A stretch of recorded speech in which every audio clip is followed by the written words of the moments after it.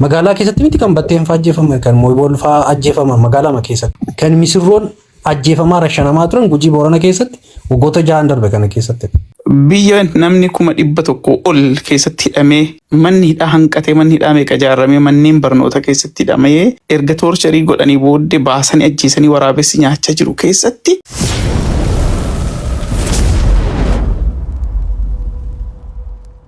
Yooyaa harka fuunee ashamaa hordoftootaa fi kabajamtoota maatii jiru miidiyaa nageenya keenya bakka jirtanitti isin dhaqqabu isiniin jenna. Odeeffannoo guyyaadhaa nu baragaan qabannee qindeessinee isiniif dhiyaannee jirra. Namoonni jiru miidiyaadhaaf haaraa taatan yookaan sabskiraayibiin godhee sabskiraayib gochuudhaan maatii jiru miidiyaa akka taatan isiniin jenna. Akkasuma laayik sheer gochuudhaan nu jajjabeessan dhaamsa keenya.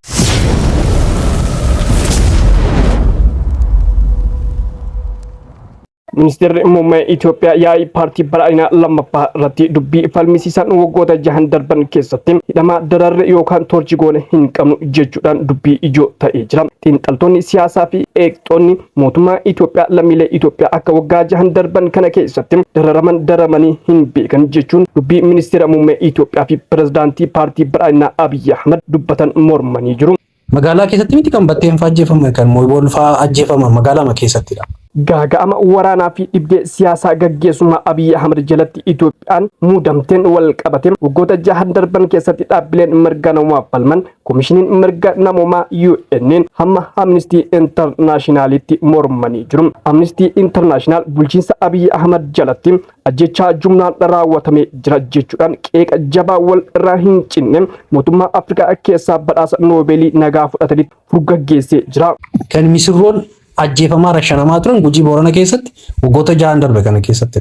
Du'a ija baase ajjechaa ifatti addunyaan beeku kan addunyaan gabaasaa miidiyaan dhaabbanni garaagaraa Human Rights Watchiin gabaasaa ba'ee kana as ba'ee nutti sobee jechuudha. Mootummaan Abiy Ahmed Ali kan waqtii muddamaa aangoo isaa addunyaan teessoo irra keettee harka tumteef kan walqixxummaa fi diimokiraasii nagaa fi misooma Itoophiyaa bara darbe gaafa Afrikaatti eessa jedhee waadaa seene cinaatti dhiisuun ilaalcha siyaasaa haarawaa kan yaadrimeen eda'amu yookaan inni damar jedhamu lammiilee isaa fudhachiisuuf humna ukkaamsaa hamma viidiyoo waraabaa nama ajjeesu raawwataa ture jechuudhaan dhaabbileen mirga namoomaa qeeqanii jiru. Maarraa biyyi gadi ba'ee namni toorchi ta'e illee hin jiru namni ajjeefamees maaloo ta'es hin jiru jedhee gaafasitti immoo soba adii kana egaa akkatti inni jedheera maal jedhe uummanni Itoophiyaa kuni shorti memooriidha jedhe waan kaleessa darbee yaadatu jechuudha garuu uummanni Oromoo shorti memorii miti dhageetti uummanni Itoophiyaa ta'uu danda'a uummanni Oromoo isa bara miiliki yakka irratti raawwatame illee hin raaffanne jechuudha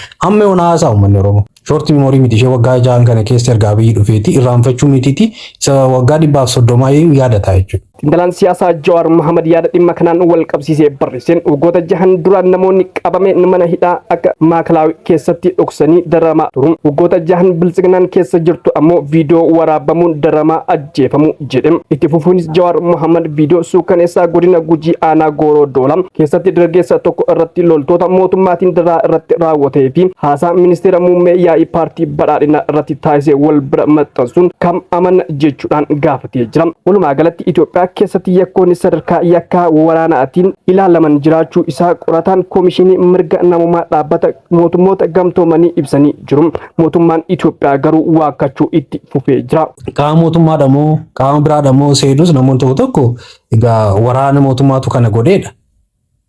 Amma laa waraannis godhe abbaan fedhaa godhu itti gaafatama kan qabu mootummaadha. Mootummaan dhimmoota sadiidha gurguddoo dhimmoota sadii gurguddoodha kan inni biyya aangoo guddaa inni qabu tokko birmadummaa biyyattii eeguudha lama nageenya lammiilee eeguudha sadii dippiloomaasii biyyoota biraa wajjin taasisuudha international community wajjin wantoota sadan kana keessa irratti mootummaa hin hojjenne kana waraana mootummaa miti ebaluudha jechuun hin danda'u itti gaafatama qaba jechuudha abbaan fedhe raawwate yakkasan mootummaan nageenya lammiilee kana nan tiksadheetu kakatee heera biyyattii harkatti galfate yookiin immoo heera biyyattii nan tiksanan eegalee ture. Waraanni mootummaa immoo amma argaa jirru kanadha. Waraanni mootummaa itti gaafatama guddaa kan inni qabu birmadummaa biyyattii eeguu heera mootummaa eeguu malee mootummaa paartii aangoorra jiru eeguu hin turre jechuudha. Har'a garuu waanti ta'aa jiru maalidha? Waraanni biyyattii mootummaadha eega paartii sana eega paartii sanaaf hin baabsa paartii sanaaf hojjeta jechuudha. Nageenya lammiilee sarbaa jechuudha. Kana keessa jira. Kanaafidha daa'imman yeroo garagaraatti gudeedamu. Dhiyooma kana viidiyoodhaan waan waraabame argitaniitu magaalaa Naqamtee keessatti jechuudha. Ijoollee bosona geessanii gudeedanii achi booddee qaama mootummaa miti maaloodhaan waraanni garuu mul'ata ture wanni isaa yuunifoormiin isaa jechuudha. Mootummaa miti jedhamee darbame jechuudha. Yeroo sana sirriitti irratti haasa'amuu dadhabamnaan har'a kunooti daa'ima waggaa 9 akkasii gudeedanii isayyuu itti gaafatamummaan hin jiru. Miidiyaan biyyattii dhimma kana irratti naasa'u qaamni mootummaa irratti ibsa laachaa jiru hin jiru. Dhimma haasaa muummicha ministeeraatii fi akkasuma du'a simbootiin wal qabatee Taayyee Danda'aas akkas jechuudhaan dubbate. Al tokko Tiripool magaalaa akkan bareedu turte. Koloneel Gaadaafiinis faarfamaa fi akkan jaalatamaa ture. Har'a garuu miidhagni Tiripoolii fi faaruun koloneelichaa hin jiru. Dubbiin ijoo nagaa amansiisaa fi waaraa malee ifa karaarraa calanqisiisuu akka hin taane seenaan kun ni agarsiisa. Dhaloota dhufuuf hojjetuunis kijiba ofii amananii bilaasha dhaadatu otoo hin taane biyya nagaa daa'imman akka Simboo Biraanuu bilisummaan itti barattee guddattu uumuutu qalbii namaa qabbaneessa jechuudhaan ministeera daataa nagaa duraanii kan ta'an Taayyee Danda'aa gara fuula feesbuukii isaaniitiin barruu kana kaayanii jiru. Akka namaatti akka dhala namaatti keessattuu akka nama saba kanarraa dhalannetti baay'ees achi of fageessinee kan taanetti of laaluun gaarii miti. Yeroo hundumaa waan dubbannu keessatti saba kana keessatti of argaati waan sabni kun keessa jiru laalati hubachaati dubbiin keenyallee achirraa otoo maddee wanni dubbannu kuni miiruma keenya qofa dhaggeeffachuu osoo hin taane yoo achi madde gaariidha. Responsibilitiin yookiin immoo dirqamni isteet tokko yookiin mootummaa tokko maali? Dura irratti kan jiru uummata yookiin immoo protecting citizen uummata tiksuudha. Uummata nagaasaa tiksuudha. Egaa kun biyya sana keessatti jiraahi national security'n Itoophiyaan failed state ta'us baattu fragile state erga taate turteetti. Inni lammataan providing service da public service nun kana jada kan akka mana barnootaa fayyaa karaa maarree kanneen jada kaani justice and the rule of law har'a Abiyyi waan innaase waggoota ja'an kana nama tokkollee torture gooneen beeknu ani dhalli namaa akka takka kuni beektu guddinas nama laallataa namni tokko kamitti akka guddatee nama waan nama agarsiisu qaba.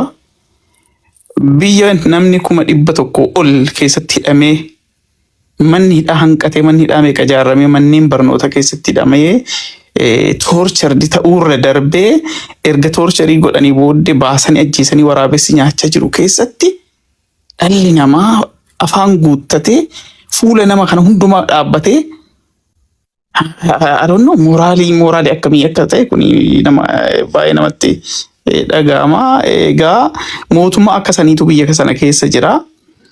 Kanaaf waa'een justice waa'een rule of law biyya sana keessa erga badee dubbiin qaata ture jechaadha.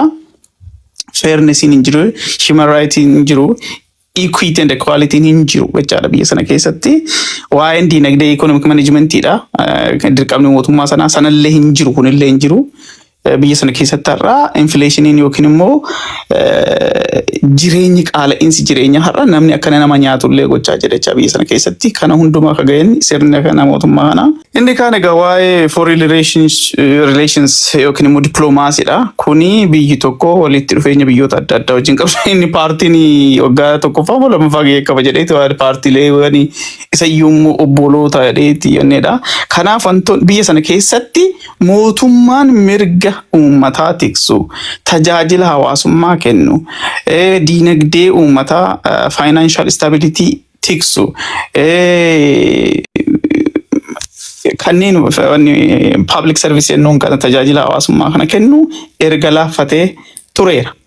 Haa ta'uti waa'ee intala keenya daa'ima waggaa 10 kana irratti yoo dhufne waan BBC'n gabaaseen dubbisanii waan BBC'n gabaase keessatti waan godhanii kanan ni dubbise akkasuma uummanni naannoo sanii jiraattonni naannoo sanii ollaan waan jedhanii gaafan argu as keessa kan deemu raayyaa ittisa biyyaati isaantu waan barbaade godha namni itti dubbatu hin jiru osoo isaan akkas godhanuu argine maal dubbachuu dandeenya humna maalii qabna eenyuttis dubbannaa kan jedhanii kanaaf walumaa galatti isaan akka yakka kana raawwatan isaan akka yakka kana godhan ifatti beekamaadha jechaadha. Kana gamas qaqqabuun hin barbaachisu dhimma kanarratti daa'ima waggaa 10 rabbi isinitti agarsiisu ka gudeeduun isaanii hin hafin gudeedanii ajjeesanii diraamaa baay'ee daa'imni illee hojjechuu hin dandeenye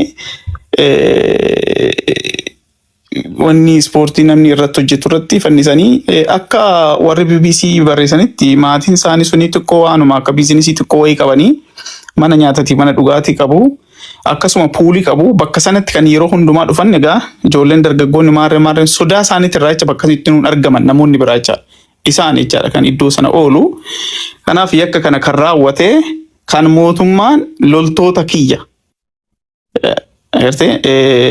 Ethiopian National Defense Force isaan jedhaniitu yakka kana sadarkaa kanatti raawwate jechaadha. Kanaaf yakka akka kanaa haqni daa'ima kanaa bahuudhaa qaba. Haqni daa'ima kanaa immoo akka awwaalamee nafne namuu waan danda'u gochuun gaariidha.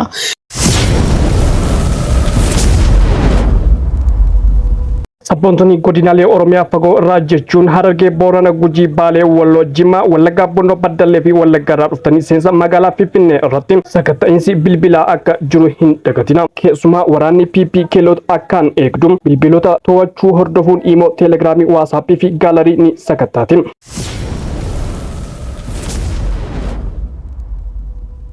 Fidel Marshal Biraanuu Juullaa fi muummichi ministeera Itoophiyaa Dr. Abiy Ahmed walitti bu'uun isaanii dhagahame. Torban darbe keessa yeroo manni marii nageenya gama godhe irratti walitti bu'iinsi jabaan uumamu keessa beektonni dubbatanii jiru. Dubbichi akkana ture jedhan keessa beektonni dura gabaasa waliigalaa rakkoo nageenya keessoo fi aggaammii alaa jedhuun qophaa'e. Itti aansee Fidel Marshal Biraanuu Juullaa lolli biyya keessaa kun waan salphaatti dhaabbatu miti. Waraanni kumaatamaan nu jalaa dhumatee jira. Akkasuma waraanni hedduun nurraa booji'amanii jiru. Kana malees loltoonni keenya waraana waliinii kana hifatanii jiru. Ala irraa immoo biyyoonni akka Eertiraa, Somaaliyaa fi Gibxiin wajjin wal waraanuuf qophii xumuranii jiru. Osoo rakkoo keessoo hin fitin ala irraa yoo waraanni nutti baname dubbiin nutti ulfaachuu danda'a. Kanaafuu waraanni waliinii kun araaraan yoo dhume wayya jedhee yaada dhiyeesse Fidel Marshal Biraanuu Juullaa. Akka keessa beektonni dubbatanitti gaafa yaada kana Fidel Marshal Biraanuu Juullaa dhiyeessu Dr. Abiy Ahmed aaree nu gurgurachuu barbaadde qarshii meeqaan si bitatan jechuudhaan akka deebii deebiseef keessa beektonni ni dubbatu. Kanumaan dubbiin ho'ee jeneraaloonni gariin yaada Fidel Marshal deeggaruun Dr. Abiy otoo waltajjii hin goolamin waltajjiin akka dhumatu godhee jira. Akka keessa beektonni jedhanitti dhiyootti Fidel Marshal aangoorraa ari'amuu mala jechuudhaan odeessa kana nuun gahanii jiru.